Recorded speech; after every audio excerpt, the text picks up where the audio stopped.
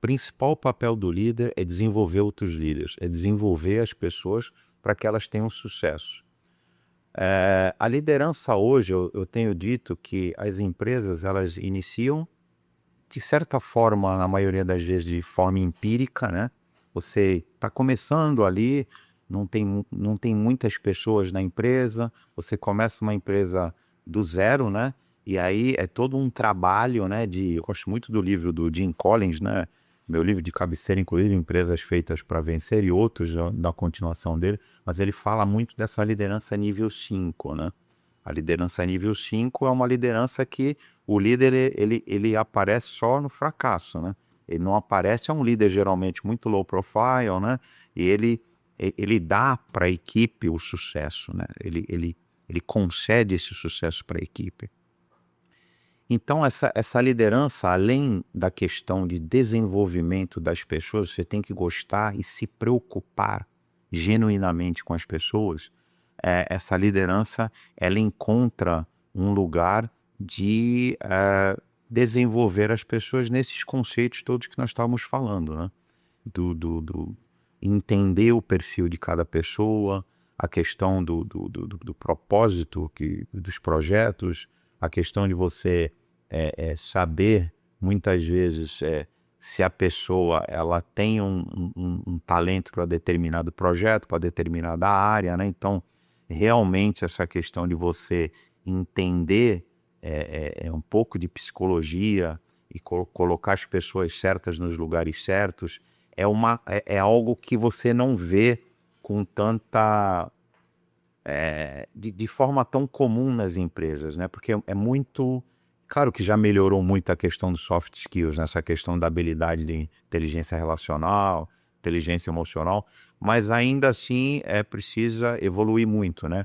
Porque você tem o hard skills, mas uma empresa, como eu te falei, ela começa empiricamente, depois ela começa a se profissionalizar mais, ela começa a crescer. As empresas de sucesso que chegam a um determinado nível de crescimento, só que ela muitas vezes ela estagna e começa a decair e não mantém o crescimento, ou não até cresce mais, porque por conta não da questão da estratégia, mas a questão da psicologia dos líderes, né?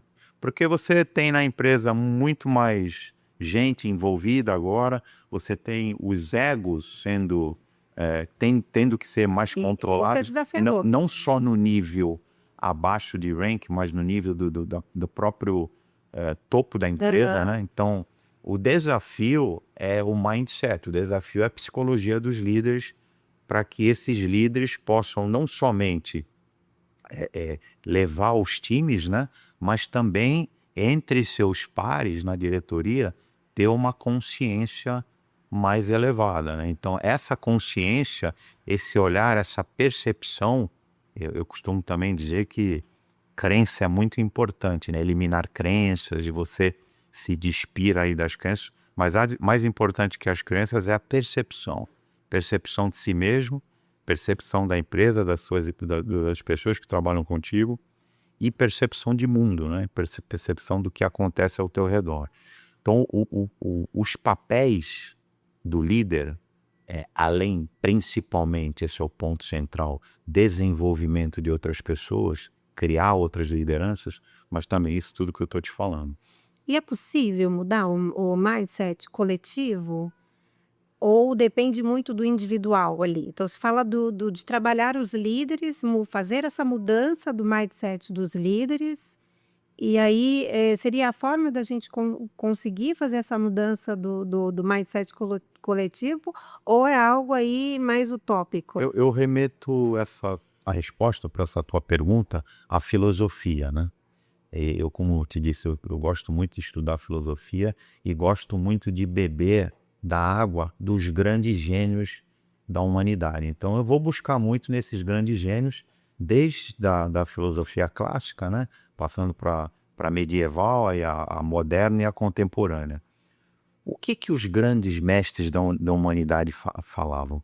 Falavam que não existe tanto um relativismo, né? Existe uma verdade, a busca da essência, a busca de uma verdade, né? Então, o triângulo não é um triângulo, é o triângulo. As bases, a essência de um triângulo é aquilo lá. São 3 lados que formam um determinado grau e vai ser isso, não tem outra verdade de um triângulo.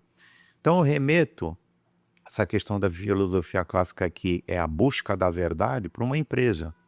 Qual é a verdade de uma empresa? A verdade dela é a cultura e os valores.